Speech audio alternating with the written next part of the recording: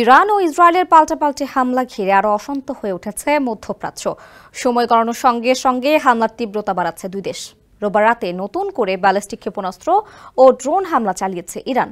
অপরদিকে পশ্চিম ও মধ্য ইরানে স্থাপিত অনেক সামরিক ঘাঁটি ও গুরুত্বপূর্ণ স্থাপনায় হামলা চালিয়েছে ইসরায়েল। CNN ও আন্তর্জাতিক সংবাদ মাধ্যমগুলোর খবরে জানা গেছে, অপারেশন ট্রু প্রমিস 3 নাম দিয়ে আবারও কয়েকশো ব্যালিস্টিক ও ড্রোন হামলা চালিয়েছে ইরান। ঘরবাড়িতে ও গুরুত্বপূর্ণ স্থাপনায় আঘাত লেগেছে বলেও জানা গেছে। নিরাপত্তার স্বার্থে গুরুত্বপূর্ণ ঘাঁটি ও স্থাপনার আশেপাশে থাকা মানুষকে এলাকা ছেড়ে যেতে বলেছে দুটো দেশই।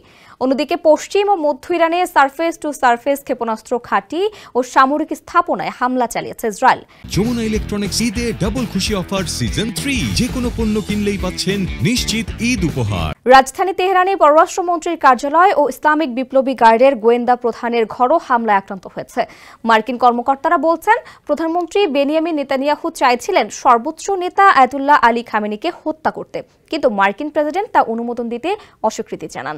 সংঘাতে ইরানে কমপক্ষে 224 জন নিহত ও 1277 জন আহত হয়েছেন, যাদের বেশিরভাগই সাধারণ মানুষ। অপরদিকে ইসরায়েলের 14 জন নিহত ও 380 জন আহত হয়েছে। বিশ্বের অনেক নেতা এ যুদ্ধ বন্ধের আহ্বান জানিয়েছেন। তুরস্কের প্রেসিডেন্ট রিসেপ তাইপ এরদোয়ান উত্তেজনা কমাতে ও শান্তিতে ফেরার আহ্বান জানিয়েছে।